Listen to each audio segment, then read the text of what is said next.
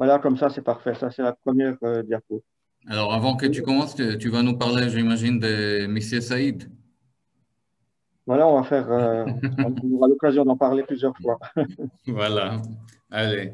Je voulais juste rappeler que lors de l'émission qu'on avait consacrée à Marmoutier, on avait déjà évoqué Alphonse Lévy comme l'une des célébrités de cette communauté. Et justement, comme on en a beaucoup parlé par la suite et l'intérêt que suscite son œuvre, avec toi, Yoav, on a pensé qu'il serait intéressant de la découvrir cette fois-ci sous l'ensemble de ses aspects. Ici, sur cette diapo, c'est le journaliste, dessinateur, caricaturiste, pour en particulier le journal, l'un des journaux pour lequel il travaillait le plus, La Plume. Ici, c'est un numéro de 1895. On aura l'occasion d'en parler.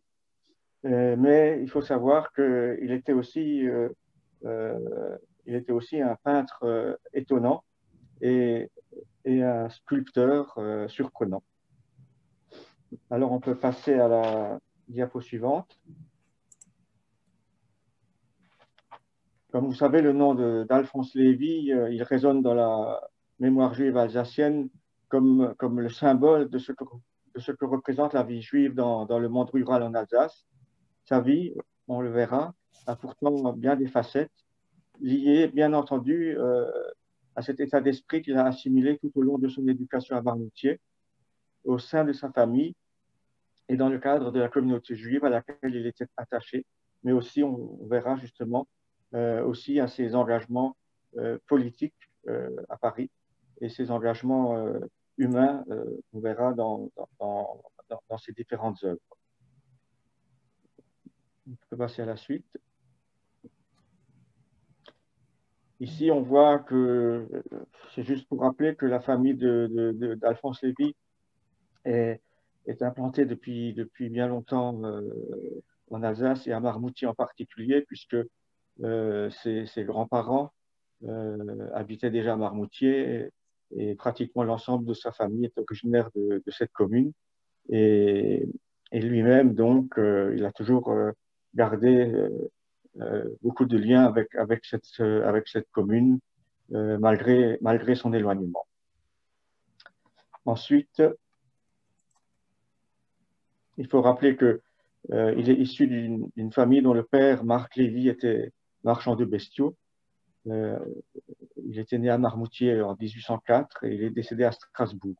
Sa mère était aussi de Marmoutier et elle est aussi décédée à Strasbourg parce que ils avaient quitté la maison familiale que l'on voit ici à droite et qui est toujours visible à Marmoutier. Il avait quitté effectivement Marmoutier suite aux émeutes qui avaient eu lieu en 1848 dans la région particulièrement. Et ils se sont donc installés en 1851 à Strasbourg. Et c'est aussi à cette date-là qu'Alphonse Lévy, enfin c'est plutôt en 1860 qu'Alphonse Lévy a décidé de s'installer à Paris.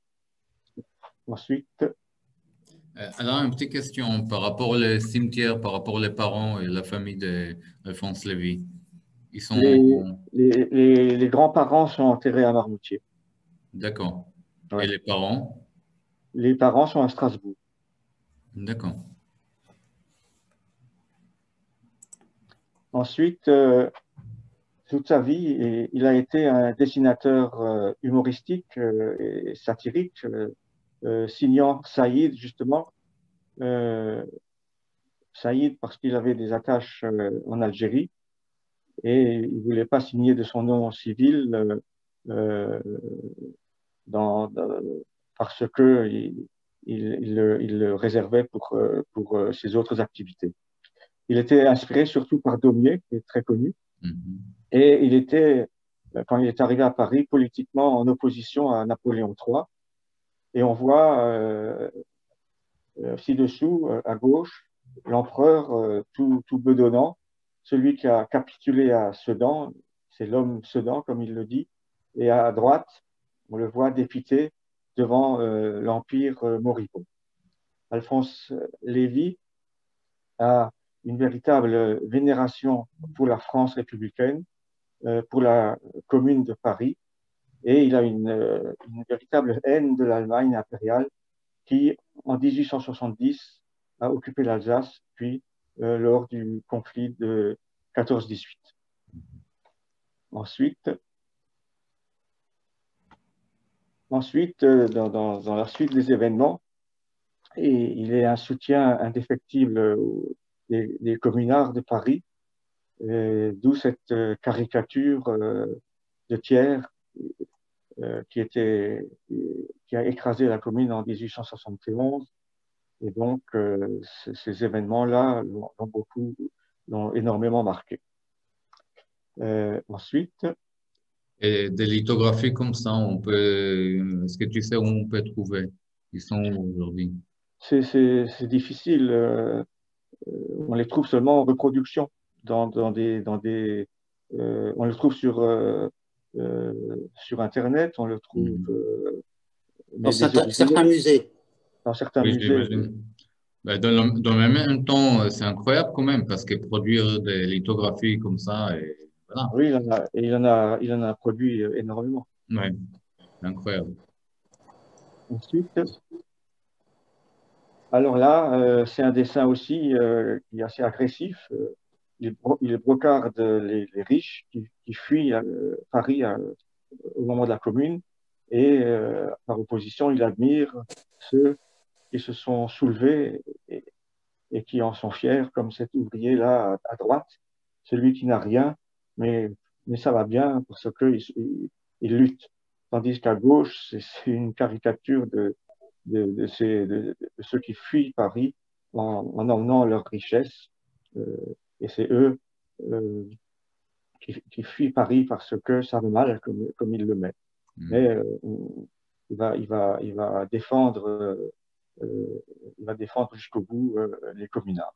C'est des caricatures qui sont assez impressionnantes et il en a publié beaucoup dans ce style. Ensuite,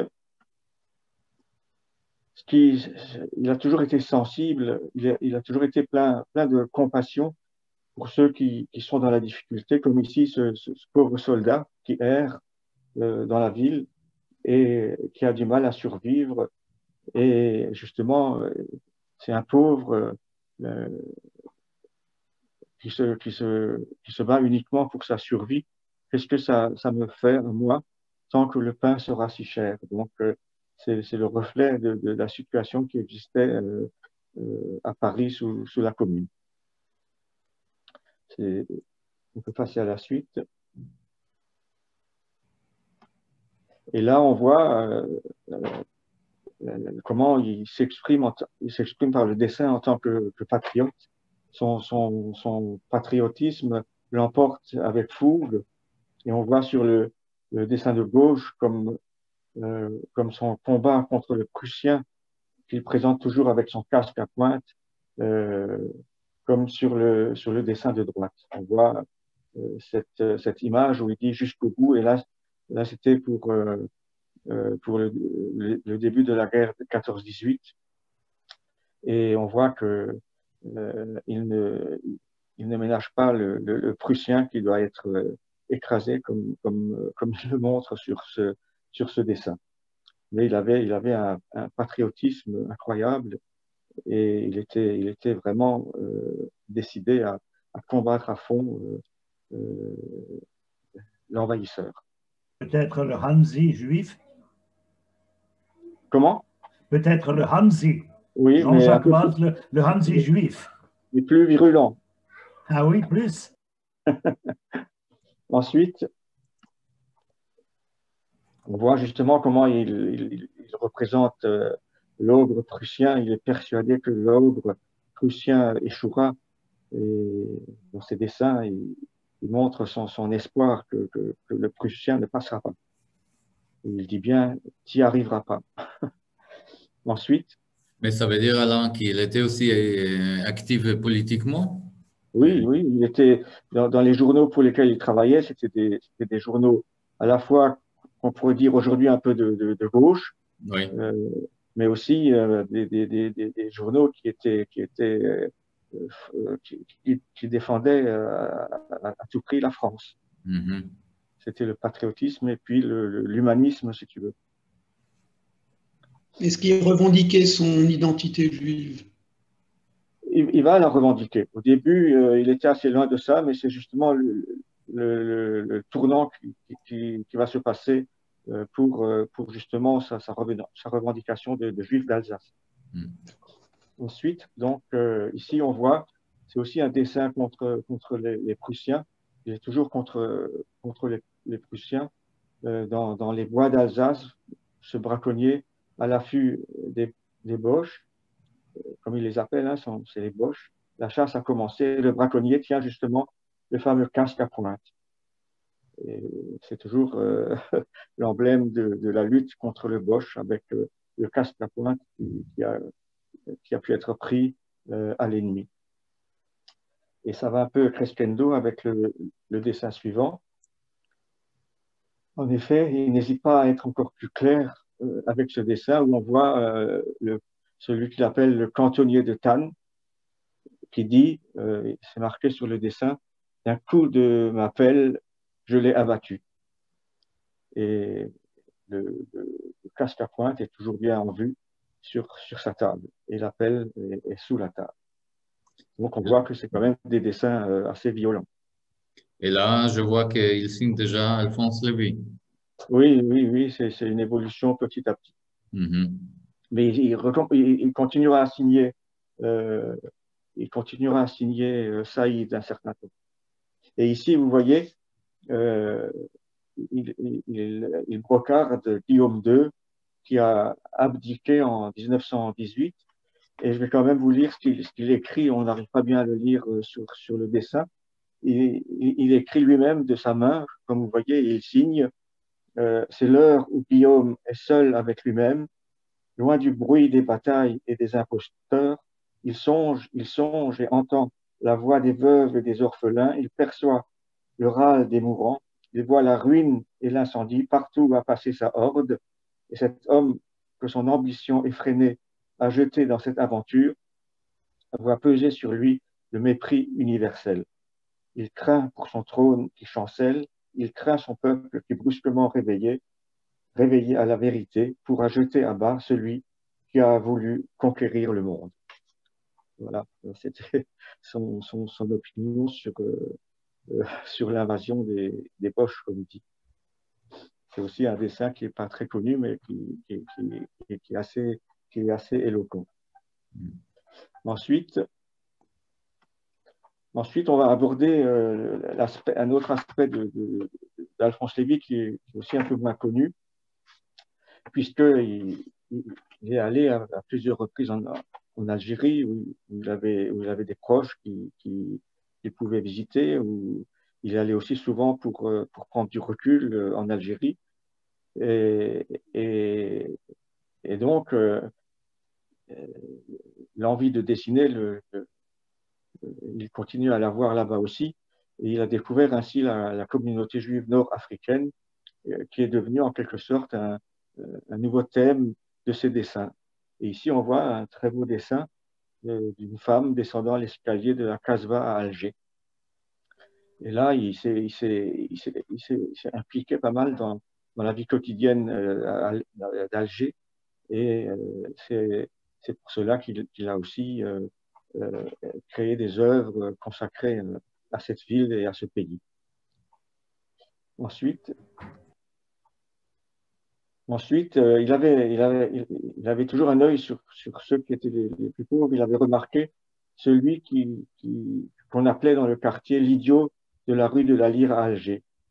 Et lui, il avait de la compassion pour lui et il le dessine pour faire ressortir sa misère là-bas. Et il conserve toujours à Alger comme à Paris son regard vers les plus démunis. Et il ne peut pas s'empêcher de faire des croquis comme ça, impromptus, lors de ses promenades à Alger. Ensuite, mais on va aussi découvrir un autre aspect de son talent. Il aimait vraiment peindre, comme ici, ces beaux paysages d'Orient, où on voit un petit port typique, et puis une caravane qui passe au-dessus d'un pont. Et c'est vraiment des œuvres d'art qui démontrent qu'il était peintre dans l'âme. Et on constate qu'il a toujours aimé réaliser des œuvres comme ça qui, contrairement à ce qu'on peut attendre, avaient aussi souvent des aspects très, très poétiques et très réalistes.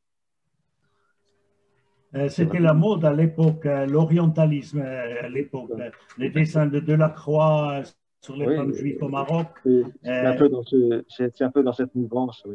Ouais. Mais il a excellé un peu dans ce domaine et c'est aussi un des aspects qui ne sont pas très connus. Ensuite,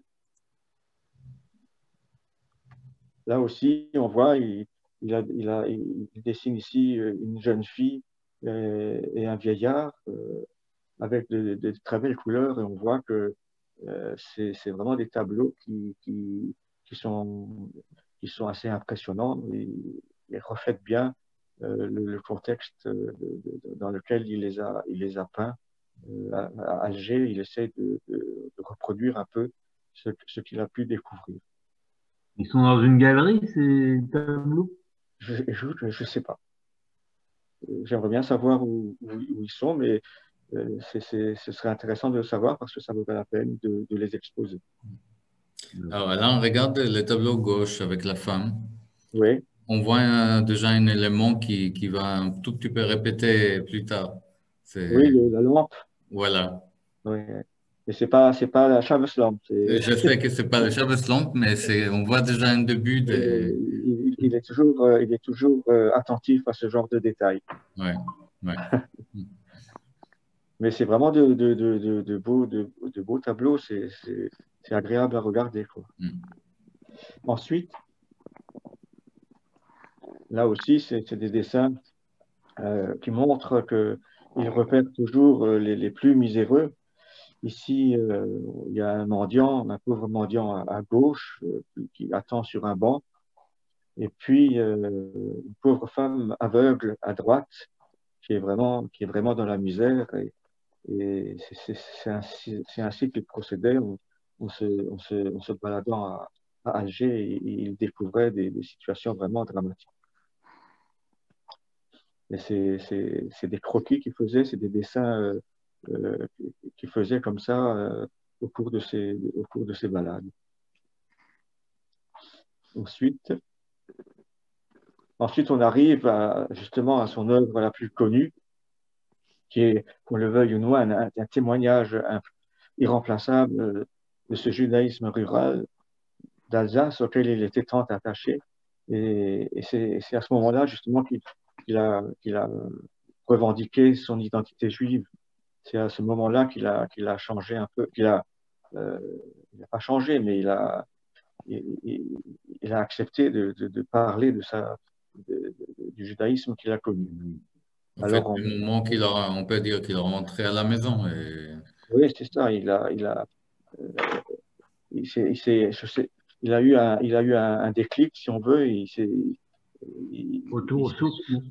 s'est pas seulement souvenu de ses racines, mais il s'est senti attaché à ses racines et il a croqué comme ça les situations et les personnages avec humour, mais aussi avec tendresse.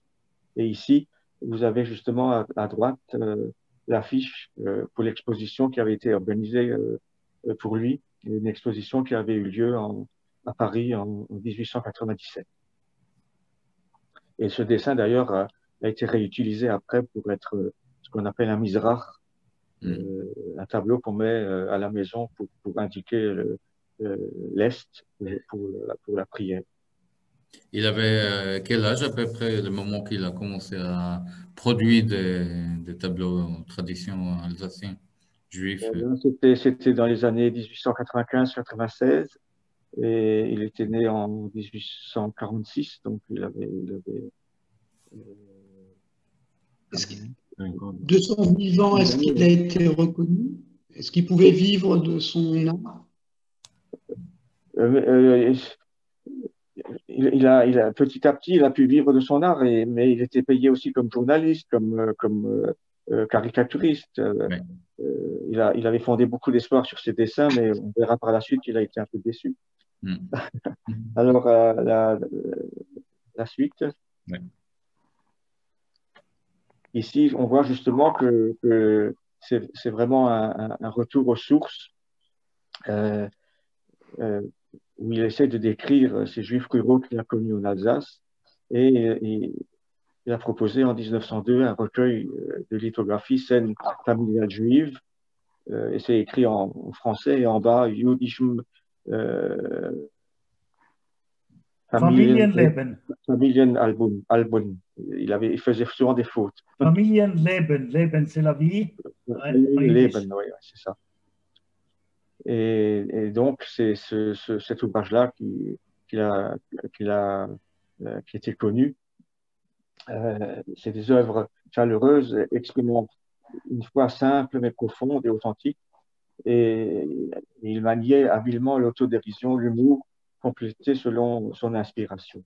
Il a été critiqué à cause des traits qui souvent étaient considérés comme grossiers, alors que pour lui, c'était l'expression d'une tendresse. Et il a répondu lui-même à cette critique dans le journal justement de La Plume. Il lui avait consacré un numéro avec justement où il présentait tout ce qu'il faisait, notamment ce qu'il faisait au niveau du judaïsme alsacien. Et voici un extrait de son texte, d'ailleurs que c'est Michel qui m'avait procuré ça. Il a retrouvé ce journal dont vous avez vu la première page. Et dans ce journal, il s'exprime au sujet de cette incompréhension dont il a beaucoup souffert. Alors, je voulais juste un extrait, le texte qu'il a voulu écrire face à ces critiques. Ils m'ont souvent fait le reproche de faire de la caricature.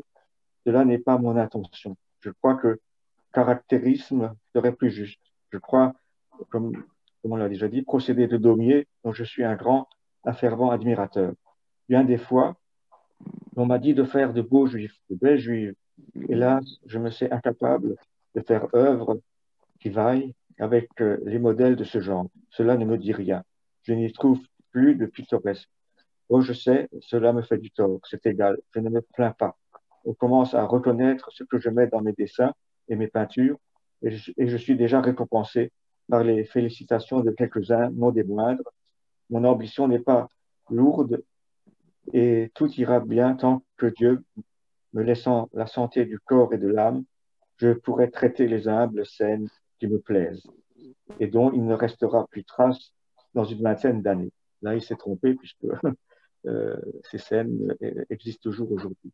Et là, on voit qu'il essaye de s'expliquer face aux critiques qui lui étaient adressées. Alors, si vous voulez, on va un peu découvrir quelques-unes de ses œuvres les plus importantes. La diapo suivante. Il dépeint avant tout la vie religieuse dans son quotidien. Il a fait un travail de mémoire incroyable. Et ici, il a dessiné le Schüler Klopfer. Schüler, c'est la Schule, la synagogue. Klopfer, celui euh, qui frappe aux portes pour que les gens viennent à la prière. Et il explique, c'est le Shamus, le bedeau, chargé de frapper aux portes pour rappeler qu'il était temps de se rendre à la Schule, à la synagogue, souvent très tôt le matin, selon les différentes périodes du calendrier juif. On voit que c'est des dessins qui sont assez élaborés et puis il tient compte on voit qu'il maîtrise bien son art. Ensuite, alors là, on voit qu'il ne faisait pas que des dessins, il faisait aussi des tableaux, comme celui-ci, intitulé Tfilin, les phylactères, qui sont mis à la maison par des gens qui n'ont pas le temps d'aller à la choule parce qu'ils le font très tôt. Il peint ici les scènes de la vie quotidienne qu'il a connues en utilisant aussi ses talents de peintre. Et on voit là déjà un tableau sur un thème des Juifs d'Alsace et il est assez bien réalisé. Et on voit que il a vécu ce genre de scène. Ensuite, alors ça, c'est le tableau dont on a parlé tout à l'heure avec Claude.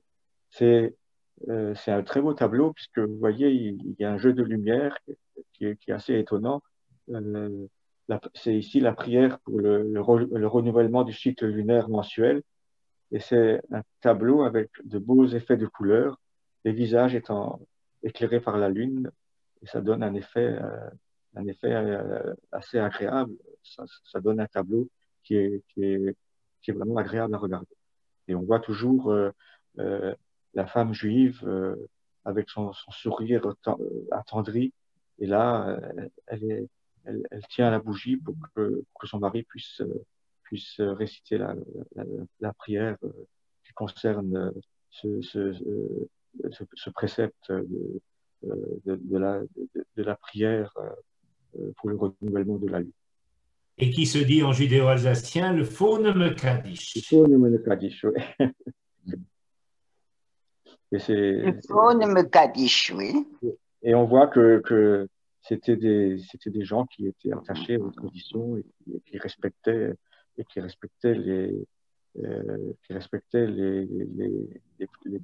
prières quotidiennes et tous les préceptes qu'ils ont appris.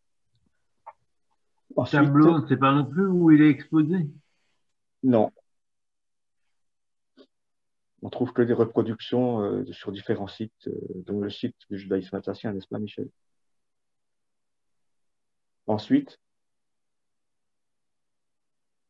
alors ça, c'est un dessin, le Shoret, le sacrificateur. Et ici, c'est intéressant, il montre cette scène dans le style de l'album, avec un personnage qui ne caricature pas. Au contraire, il ne caricature pas, il le montre tel qu'il se souvient l'avoir vu. Et c'est un dessin qui cadre très bien avec les autres dessins qu'il a réalisés pour son exposition. Contrairement, vous allez voir, contrairement au dessin suivant,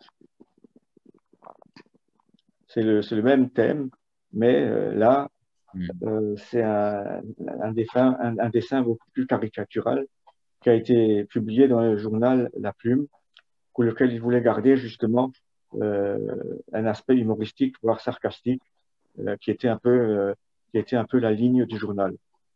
Et on voit qu'il a plusieurs façons de dessiner, et ça, c'est la façon de dessiner du journaliste satirique. Bah aujourd'hui, j'imagine qu'on ne pourrait pas exposer ça dans un journal. Mais à l'époque, ça a apparu dans ce journal-là, dont on a vu la première page au début. Oui. Mais ça correspondait, disons, à la ligne de ce journal, qui était un journal un peu le genre Canard enchaîné, si vous voulez. Ouais. Ensuite, dans l'album, il commentait lui-même ses dessins, comme ici, ce dessin qui était célèbre, la Shaila, la question au rabbin, et c'est lui-même qui fait le commentaire. Le rabbin examine scrupuleusement si aucune tare prévue par la loi ne rend loi que l'on vient de lui soumettre impropre à la consommation. Le cas est grave. Enfin, et il écrit toujours avec des lettres hébraïques. La Shaila ici, on voit que il essayait souvent de manier le judéo-alsacien en utilisant les lettres hébraïques. Souvent, il fait des fautes, mais... Dans les anciens marseillais. Comment? Il disait dans les anciens marzorim qu'on peut avoir les uns et les autres, nos grands, souvent écrits aussi en judéo-alsacien, mais avec des lettres hébraïques. Et là, on voit déjà sur ce dessin-là, en haut à droite, on voit déjà cette Shavuot dont on parlera encore. Et puis, cette Shavuot est présente très souvent sur ces dessins. Ensuite, une autre question, bien sûr qu'on a la lampe, mais il y a la dame qui est presque toujours là-bas. On a déjà parlé, c'est la femme du rabbin, et il représente toujours cette femme juive très, très attendrie par ce que fait son mari. Et elle a toujours, ce qui est étonnant dans tous ses dessins, elle a un sourire toujours tellement agréable. Elle a jamais l'air de se plaindre. Et souvent, elle nous regarde comme si Oui. on était témoin d'un moment. Et c'est très étonnant. Il y a toujours ce petit sourire-là qui attendrit, Ouais. qui attendrit celui qui regarde ses dessins. Ensuite, ça, c'est le fameux professeur d'hébreu. Il l'a connu comme il le décrit lui-même euh, dans son album, maigre, souffreteux, édenté, laid, de cette laideur qui donne une existence de privation. Le professeur d'hébreu est contraint de préparer de jeunes galopins à la bar mitzvah, sous l'œil attendri de sa femme. On la voit de nouveau ici. Il va moduler à son jeune élève les airs consacrés de sa parche, la paracha, la section hebdomadaire qu'il va lire à la synagogue le jour de sa bar mitzvah. C'est un peu cruel vis-à-vis de ce professeur d'hébreu, mais bon, on avait souvent affaire dans la campagne alsacienne à des professeurs qui étaient plus ou moins âgés et qui cherchaient vraiment le gagne-pain en enseignant l'hébreu dans les familles. Ensuite,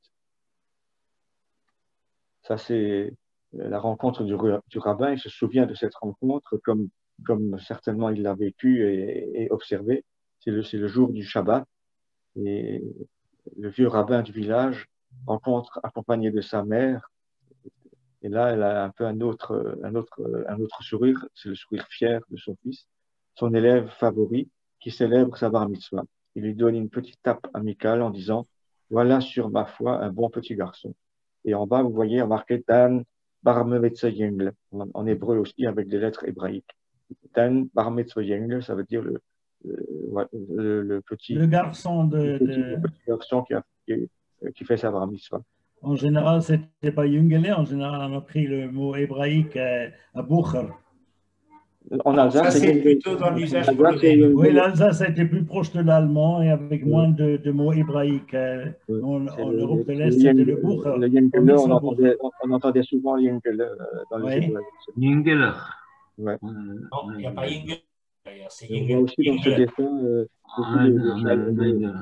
on voit beaucoup de chaleur humaine dans ce dessin avec la mère du petit garçon qui est fière et puis le vieux rabbin qui le félicite.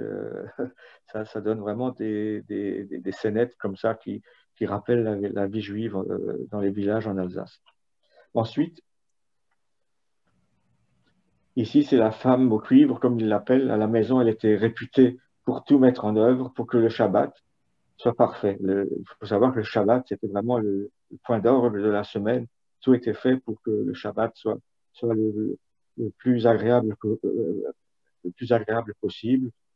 Et il intitule ce dessin en lettres hébraïques aussi la Putzerine. En bas, c'est écrit Putzerine.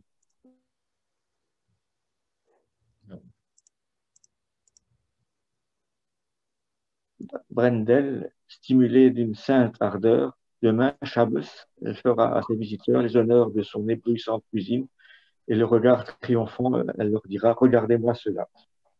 Ça, c'était aussi une caractéristique dans les foyers juifs de la campagne alsacienne. Ils tenaient à ce que tout soit parfait. Ensuite, ça, c'est un dessin un tableau un peu humoristique pour montrer que la bonne femme juive, qu'elle prépare aussi le fameux Kuglok, qui donne déjà l'eau à la bouche à son mari, comme il l'a montré dans plusieurs dessins qui figurent dans son album. Ce tableau est peut-être un peu moins réussi, mais il est un peu plus humoristique. Ensuite, ça c'est le fameux, justement, il se souvient bien sûr de la Shabbos-Goy, s'occupant de la Shabbos-Lamp, là comme on a dit, qu'il dessine justement pratiquement dans chaque dessin. Et c'était cette fameuse lampe à huile avec crémaillère qui était descendue pour la soirée de Shabbat. Et à la fin du Shabbat, elle était remontée et on disait lampe ruf, derrière ce runter, ce qui veut dire remonte la lampe et les soucis sont de nouveau en bas après Shabbat. On a vu que cette lampe, elle est vraiment omniprésente dans toute son œuvre consacrée à ces Juifs de la campagne alsacienne. Et il essaie toujours de reproduire un peu cette ambiance familiale qu'on retrouvait autour de la table le soir du Shabbat. Ensuite, Benche, ça veut dire bénir. Benche, ça vient de bénécidere, du latin. Bénir ses enfants. Là aussi, la chambre est mise en avant, elle éclaire déjà la chambre. Et c'est en rentrant de la choule le vendredi soir, après avoir accueilli le Shabbat, le père puis la mère bénissent leurs enfants. Et c'est ensuite qu'on passe au repas shabbatique. C'est de nouveau un peu le même genre de dessin. Et en haut, il y a aussi marqué Benche en lettres hébraïques. En haut à gauche, vous voyez.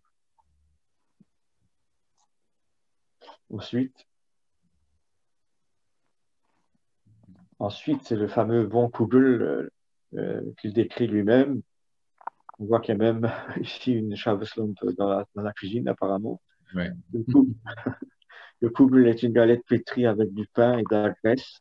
Et puis au four, le Shabbat, le bon Kugel sera là pour restaurer la famille d'une semaine de privation. La ménagère demande à son mari, à son vieux mari, comment le trouves-tu? Il se réjouit déjà de le déguster. Ça, c'est aussi un des dessins les plus connus d'Alphonse Lévy. Ensuite, le poisson aussi, c'était le plat traditionnel. Il était attendu autant que le Kugel avec émotion. Comme il le décrit lui-même, le poisson a toujours été tenu très en honneur chez les Israélites. Il n'est pas de repas de vendredi soir, repas d'entrée du Shabbat sans la carpe ou le brochet accompagné d'une sauce pimentée ou d'une sauce aigre. Butel entraîne son mari près de la belle pièce afin que celui-ci puisse par avance s'en délecter par la vue. Et là, il a fait une erreur en hébreu, il veut dire dagim, les poissons, et puis c'est plutôt un resh qu'un dalet. Enfin, il a fait quelques fautes comme ça au niveau des lettres hébraïques. Ensuite, et là, on a de nouveau un exemple, le dessin sous l'angle humoristique pour une publication en dehors de son album, où là, il présente les choses d'une manière un peu sarcastique. Il n'hésite pas à se moquer un peu des personnages. Mais il n'a pas oublié la Shabbos-lampe, comme vous voyez. Ensuite, Alphonse Lévy se rappelle du Shabbat avec le couple tant apprécié et il décrit la scène du grand-père. Il vient de faire sa prière du matin et attiré par un agréable fumet, il se rend furtivement dans la salle à manger et admire un plantureux couple. N'est-ce pas grand péché, monsieur le rabbin, de donner cours à des penchants si matériels alors qu'on est revêtu encore de son saint talit? Et en bas, vous voyez, c'est écrit en judéo-alsacien, mais avec les lettres hébraïques, Kugelhopf.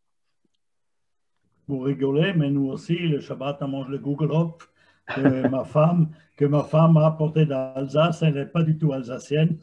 Ouais, c'est devenu tradition dans notre famille de manger le Kugelhopf. Oui, c'est quelque chose qui est resté dans les traditions encore aujourd'hui. Exactement. Et maintenant, pour les prochaines générations, nos enfants et petits-enfants vont manger du Kugelhopf. Ah oui, ça, il ne faut pas hésiter. Ensuite, là aussi, il se souvient d'avoir vu la promenade du Shabbat si réconfortante où l'on voit ces villageois profiter de cette journée. Après une semaine de travail, pour la plupart, c'était tellement harassant que c'était vraiment un havre de paix le jour du Shabbat. Ensuite, et il était aussi curieux de tout. Et ici, j'ai voulu montrer ce dessin où on voit qu'il a observé, comme ici, ce qu'on appelait le matzebek, celui qui fabrique la matzah pour Pessah, et qui en général était le boulanger du coin, qui fabriquait aussi la matzah pour Pessah. Et on voit qu'en réalisant ce dessin, on se rend compte qu'il était impressionné par ce savoir-faire. Il n'avait pas tellement des Matzebek, mais moi je me rappelle par exemple, enfin je me rappelle pas, j'ai vu des documents qui montrent qu'à Saverne, il y avait un Matzebek. Mais il y en avait un peu partout, mais c'était quand même un peu plus rare dans les petits villages. Ensuite, ça c'est les fameuses boulettes de Pessard qui faisaient partie de ces mets privilégiés pour Pessard, et c'était tout un art pour les préparer, comme il le témoigne lui-même. Il faut voir ce que ça représentait. Il faut la main experte de Malke, la ménagère. Il faut savoir façonner cette pâte en boule régulière. C'est une grave affaire. On se répète dans la communauté le nom de la ménagère, artiste. On l'envie, on la jalouse, et pour peu, la calomnie se mettrait de la partie. Oh, Matzekneplich, que de vilainie on a commise en votre nom. Ça aussi, c'était une tradition qui a perduré jusqu'à aujourd'hui. Alain, dis-moi, les textes sont de toi ou sont d'Alphonse Lévy aussi? Là, ce que je cite, là, entre guillemets, c'est d'Alphonse Lévy. Tous les textes, là, sont d'Alphonse Lévy? Ah ouais, ok. La plupart, oui. Ceux qui sont entre guillemets, chaque fois, je les citais des commentaires même que Alphonse Lévy a écrit. Ok, merci. T'en prie. Ensuite, alors ça, c'est un dessin aussi qui montre donc la soirée du Seder. Tout le monde est autour de la table et on voit qu'ils ont c'était l'habitude, on mettait le chapeau. Mais ce qu'on remarque ici, c'est que au premier plan, le deuxième à partir de la gauche, c'est un membre de la famille qui est venu d'Algérie, puisqu'il a un turban. Donc on voit à l'époque déjà, on pouvait faire les voyages. Il faisait lui le voyage en Algérie, mais ses proches apparemment venaient aussi de temps en temps faire la visite chez lui, chez sa famille à l'époque, à Marmoutier, bien sûr. Alors, c'est intéressant qu'on voit ici que la maison, c'est une maison assez bourgeoise. Oui, mais chez Alphonse Lévy, il était marchand de bestiaux, son père, Marc Lévy, mais il faisait travailler les autres marchands de bestiaux. Il lui-même était un marchand de bestiaux considéré comme assez riche, qui dirigeait d'autres marchands de bestiaux qui faisaient travailler les autres marchands de bestiaux. Mais il était aussi lui-même marchand de bestiaux, mais il avait une certaine fortune. Ensuite, ça c'est donc au niveau des grandes fêtes. Il se rappelle que ces scènes pittoresques à la choule, comme celle-ci qu'il décrit, et c'est de nouveau lui qui le dit, horreur et profanation. Itzik, le gros boucher du village, n'a pas sitôt déposé son talit après l'office de Rosh Hashanah qu'il va droit à la rencontre de Yegele, le courtier, et lui demande une prise de son bon tabac de Paris. Horreur et profanation. Pourquoi? Parce qu'ils oublient la sainteté du jour, même vêtus encore du sargenes, le fameux linceul qu'on met à Rosh Hashanah et Kippour. Et là aussi, il met, on voit le Rosh Hashanah en hébreu. Et ça, c'était une carte imprimée, qui s'intitulait donc la bonne prise. Ensuite, ça c'est donc, il décrit la fameuse pause à Kippour, et là je le cite aussi, la solennelle journée de Kippour nous offre ici son côté humoristique. Nous sommes à une suspension d'office, un temps de repos dans la célébration du culte. Là, des vieillards se traînent lourdement dans leur blanc linceul. Ici, un loustic, d'autres jouent. Là, on raconte un moshel, c'est une petite histoire, à deux bons vieux. Des femmes assises sur un banc reçoivent les paroles galantes du vieux beau de la communauté. Des vieillards, dans le fond, causent et prisent. C'est un peu une description de cette ambiance chaleureuse qu'on connaissait dans la cour de la choule à la pause de Yom Kippour, qui est restée dans beaucoup de mémoires. Ensuite,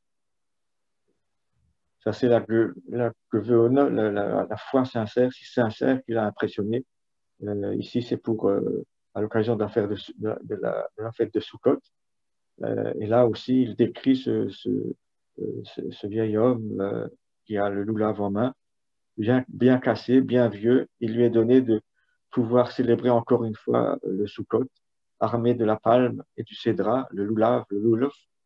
Il fait sa prière du matin, il croit, il prie, et de cet homme chétif, de cet ascète, s'élève vers Dieu une invocation sincère et passionnée. On voit que, en fait, il avait beaucoup d'admiration pour ces personnages parce qu'ils étaient emplis d'une vraie foi et ils étaient authentiques. Et c'est ce côté authentique qui l'a toujours intéressé et c'est ce qu'il cherchait toujours à faire partager. Quelle est la signification de ce mot, Gewöhne? Gewöhne, c'est la foi. Ah, oui. Non, Kavana. Kavana. Ah, c'est Kavana, l'intention. Faune. Kavana, oui. Ensuite, ça c'est un dessin qu'il avait fait pour la soukha, la seke, comme on disait. Pour l'ensemble de la communauté, c'est bien sûr un Yom Tov Chag Sameach. On garnit alors tous ensemble la soukha où l'on mangeait, où on recevait même les voisins non juifs. C'était une tradition, comme à Pessah, on offrait des matzot aux voisins non juifs.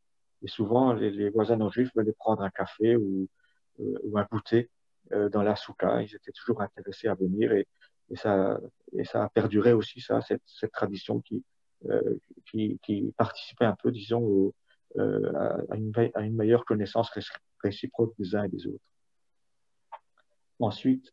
C'est très intéressant parce que c'est comme le tableau avec les Shabbos Goy. Ouais. Donc, aussi la relation entre voisinage. D'ailleurs, dans les choules, dans certaines choules même, à Yom Kippour, il y avait un coin qui était réservé aux goyim qui avaient le droit d'assister à l'office. D'accord. C'était un peu dans le cadre de cette entente qui était pas permanente, mais qui à certains moments a permis d'avoir des relations assez constructives avec les non-juifs. Ensuite, bien sûr, on se rend à la choule en famille, en habit de fête avec le fameux loulouf. Et là, on voit, c'est comme on disait à l'époque, des srogres qui sont bien habillés et qui vont à la choule et qui traversent le village fièrement. C'était aussi un peu un clin d'œil. Ici, bien sûr, c'est la fête de Hanouka qui est toujours évoquée par Alphonse Lévy. Et Hanouka, c'est la fête des Lumières, qui rappelle bien sûr le miracle des Lumières lors de la réinauguration du Temple de Jérusalem. On allume chaque soir une lumière de plus pendant 8 jours et Alphonse Lévy a intitulé ce dessin Fête de Hanouka. Le père de famille chante à son petit-fils les prières que celui-ci répète en allumant les lumières de Hanouka. Et là, il y a la femme juive derrière avec son beau sourire. Elle a même un bébé dans les bras. Et le Shabbos Lamp est toujours présent. Ensuite, il a aussi beaucoup décrit le travail des Juifs d'Alsace. Et ici on en voit un à gauche, une bonne humeur, et on peut dire, malgré le dur labeur du Paim Sandler. Le Paim Sandler, c'est le marchand de bestiaux. Il les a fréquentés puisque son père exerçait ce métier. Et il a été sensible à la dureté de cette activité si pénible. Il a vu de nombreux Paim Sandler venir chez son père et il a participé à des activités de Paim Sandler quand il était enfant et il sait de quoi il parle. Et surtout dans le dessin de gauche, on voit comme il veut faire partager cette souffrance quotidienne de ces gens qui devaient marcher pendant des heures et des heures pour rejoindre leurs clients ou pour rejoindre le marché aux bestiaux. Ensuite, et il en a rencontré de toutes sortes. Il a rencontré comme celui de gauche qui fait des blagues. Et il le rend très bien. et d'autres un peu, comme on dit, chutzpahtik. La chutzpah, c'est un peu, puisque en bas, l'insolence, hein, la chutzpah, c'est l'insolence. Et parce que le petit juif, là, il interpelle le grand goy et il lui dit do it ou do goy. Il ne peut pas s'empêcher de savoir à qui il a affaire. Et ça, c'est vraiment des caricatures, mais c'est bon enfant, disons. Il montre un peu ce qu'il a vu, comment il fréquentait ce monde. Ensuite, alors ça, c'est le marchand de bestiaux qui négocie. Il y a marqué en haut, tu doutes de ma parole, parce que la force de persuasion d'un marchand de bestiaux, c'était essentiel. Et le marchand de bestiaux avait cette force de persuasion et il était respecté par les clients. Et il devenait même un conseiller.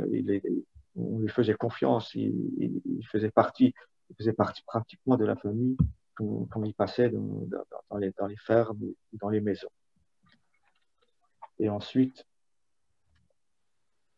on voit que après avoir discuté, ça n'empêchait pas, comme montre le tableau de droite, de passer à la brasserie et puis se permettre un petit moment de détente pour un jeu de cartes avec une bonne chope de bière.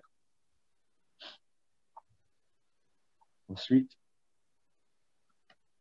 et là, parmi les dessins qu'on trouve d'Alphonse Lévy, on trouve toujours combien il s'apitoyait. Là, à gauche, c'est le colporteur, le fameux colporteur qu'on trouvait sur la route de village en village et qui trimait, qui emmenait sur son dos toutes les affaires qu'il pouvait proposer à des clients.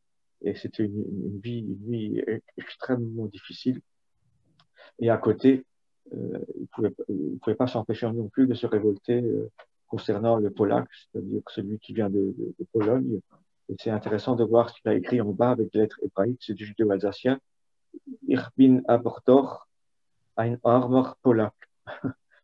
Je suis donc quand même un pauvre Polac, un pauvre Polonais. Pour le colporteur, si tu permets, Alain, il y a une description d'Albert Schweitzer, le fameux prix Nobel alsacien, où il décrit comme gamin, ils ont poursuivi les colporteurs qui allaient de village en village, leur essayer de taper dessus et de crier Jupin, sale juif. Et il écrit que plus tard, quand il s'est rendu compte ce qu'il a fait, il a été terriblement déçu de soi-même d'avoir fait une chose, participer à une chose pareille. C'est une description où il décrit aussi la vie difficile des colporteurs juifs et l'honte qu'il avait, qu'il a participé à tout ça. C'est dans un texte de Albert Schweitzer? Oui, Albert Schweitzer de Gunsbach. C'est intéressant ça. Oui, c'est très intéressant. Et là, on voit qu'il avait aussi beaucoup de compassion au début, lorsque les Polonais sont arrivés et qui étaient, au début, ils ont été rejetés, ils n'étaient pas très bien accueillis. Ensuite, là, on voit que la vie familiale l'a beaucoup marqué et ces scènes pleines de tendresse sont bien sûr restées dans sa mémoire. Et on voit ici les grands-parents heureux avec leur petit-fils. Là, on retrouve ces sourires si attendris de ces personnages. Et là, c'est le grand-père et la grand-mère qui sourient devant leur petit-fils. Ensuite, ça, c'est un dessin qui est très connu. Avant les fiançailles, on racontait dans les chaumières ces rencontres pleines de vérité, mais aussi de tendresse, comme celle-ci. C'est la fameuse entrevue ou show, comme on dit en judéo-alsacien, où la jeune fille dit, où on dit que la jeune fille, elle ne le veut pas, elle veut pas se fiancer avec ce beau jeune homme qui est venu pour la rencontrer. sous le regard de ses sœurs qui sourient et sous le regard un peu vexé de sa mère qui cette fois-ci ne sourit pas. C'est la première fois. Ensuite, s'il y avait un mariage, en cas de mariage, on préparait une belle réception. Et c'est le Chazen, le ministre officiant, qui avait préparé la chambre avec ses élèves ou avec des enfants. Et donc, c'était toujours très, très chaleureux aussi. Et ce dessin le reproduit assez bien. Ensuite, on voit que Alphonse Lévy était aussi sculpteur. C'est moins connu. Il était aussi sculpteur. Et ici, à gauche, il représente un rabbin qui est en train de prier. Et à droite, c'est la femme pieuse. Et si on regarde de près, on voit elle a aussi ce petit sourire qui est si attendrissant. Et au milieu, c'est un homme avec une poule. Et c'est certainement pour la cérémonie de la Kapara ou Kaporus, la veille de Kippour, qui a toujours impressionné Alphonse Lévy. Il en a fait un dessin dans l'album. Et on voit que ces statuettes sont de belles factures et on découvre qu'il avait un talent multiforme. Ensuite, on termine avec Simras Torah, la joie dans la Torah, où on voit combien il excelle aussi dans cet art si difficile. À gauche, c'est un genre de bas-relief avec un fidèle qui a la Torah en main pour célébrer la joie de la Torah. Et à droite, c'est aussi un rabbin qui soulève la Torah. Et sur la Torah, il est écrit tu aimeras ton prochain comme toi-même. Et d'ailleurs, cette statue, c'est une statue qu'on peut voir au musée de Marmoutier.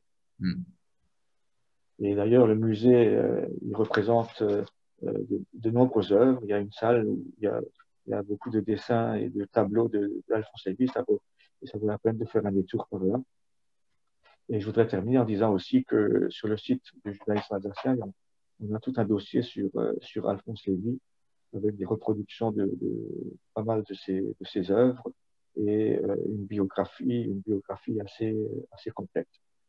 Voilà, merci pour votre attention.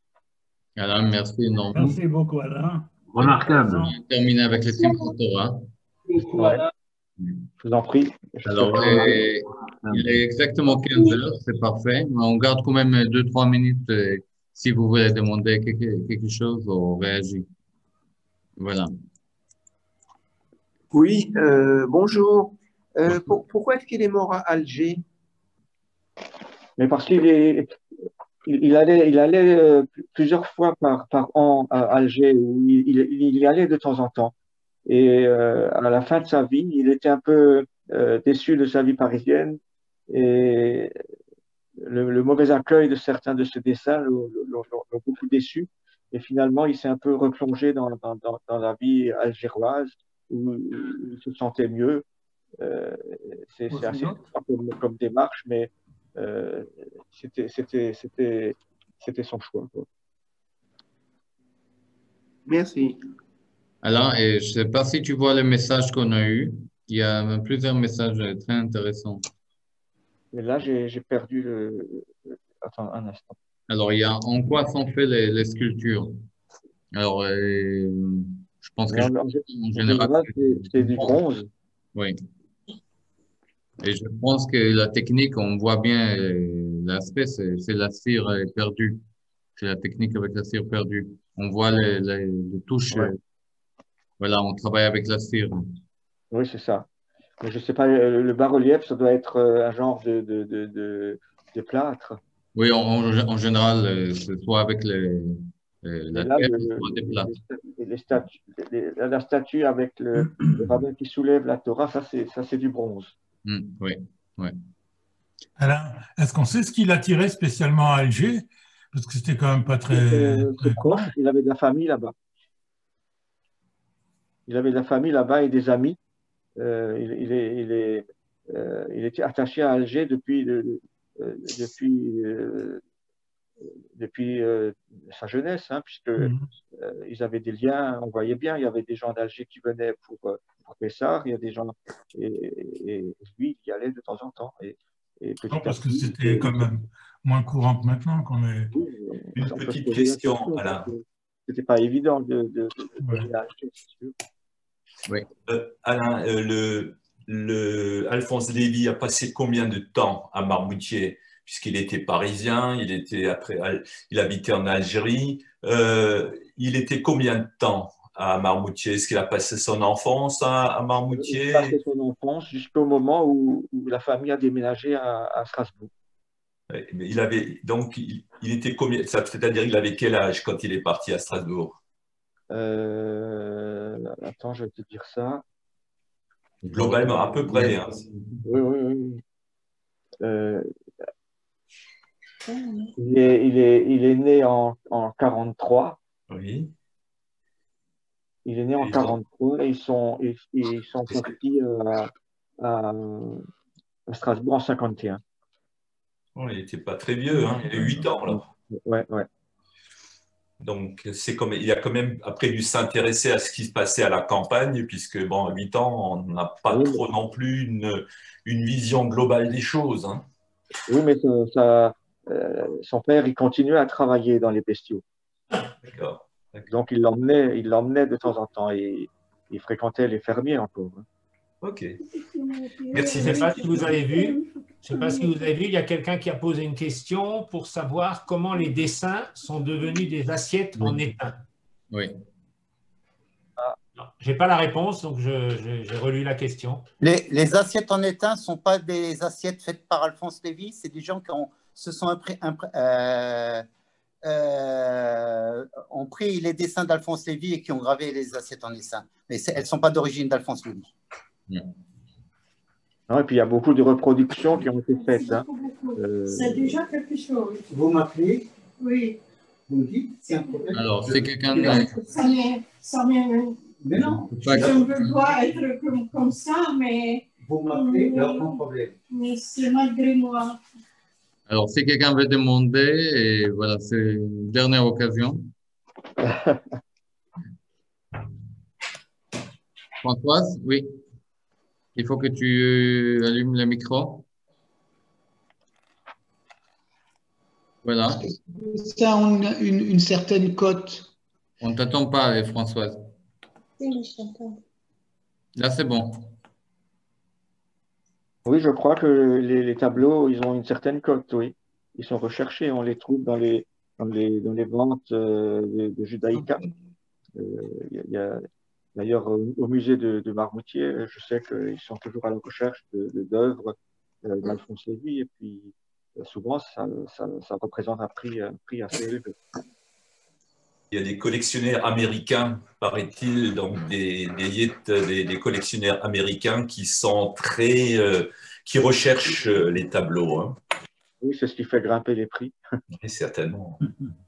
Il y a une 50aine d'années, mon beau-père, Lou, a trouvé toute une série d'originaux d'Alphonse Lévy chez un bouquiniste en bord de Seine à Paris. Ouais. Et là, il le vendait pour 3 fois rien. À mon avis, il ne savait pas ce que c'était. Oui.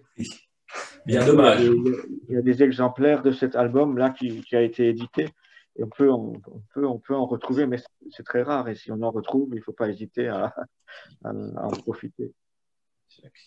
Alors, Ingrid, je vois que tu as écrit le message. Le musée va exploser, c'est ça? Oui, en fait, j'écris le message, mais j'aurais voulu qu'Anaïs en parle. Parce qu'il y a, je ne sais pas si tu as vu, il y a Anaïs, notre nouvelle attachée culturelle du musée. Alors, c'est elle, voilà. Enfin, je fais et donc, on a prévu d'exposer une dizaine d'œuvres dans la partie qui relie les deux bâtiments. Mais elle va en parler. Voilà. Alors, bienvenue. Merci. Vous m'entendez? Oui. On avait déjà fait connaître. Oui, alors on a effectivement un projet d'aménager la salle qui est en fait entre la maison et la dépendance pour en fait consacrer un espace à Alphonse Lévy. et mettre une dizaine de ses œuvres avec éventuellement un roulement entre ses œuvres. Comme on en a quand même pas mal des originaux. Oui, c'est une bonne idée, ça. Surtout qu'il y a des reproductions aussi. On peut faire un ensemble on peut faire une présentation qui peut montrer pas mal des aspects justement d'Alphonse Lévy. Il y a un excellent travail de maîtrise qui a été fait par Sandra Serror sur l'œuvre et le travail d'Alphonse Lévy toute sa vie, son parcours au moment de la Commune et de ses voyages répétés à Alger. Et c'est un document qui mériterait d'être édité même. Oui, c'est ça. Il est très précis. On apprend beaucoup de choses sur Alphonse Lévy. Voilà. Est-ce qu'il a une descendance, cet Alphonse Lévy? Je ne sais pas. Je sais pas. Je n'en ai pas entendu parler. Pas que je sache. Non. Bon. Voilà. Merci encore énormément. C'était super. Merci. Et je profite de l'occasion aussi pour vous annoncer qu'on va se voir une fois par semaine, tous les jeudis à 14h. Et la semaine prochaine, on y va à Wörth et à Trimbach. Ah, c'est bien. Très bien. On a déjà un Merci beaucoup programme à tous d'avoir suivi ça. le 2 mois qui vient. Merci Alors, beaucoup. merci à vous tous. Merci beaucoup. Et chapeau pour le retour à Zoom. Merci. Merci. Très grand plaisir. Merci beaucoup. Merci à tous. Très agréable. Allez, à très bientôt. Merci à tous. À la semaine prochaine. Merci à toi.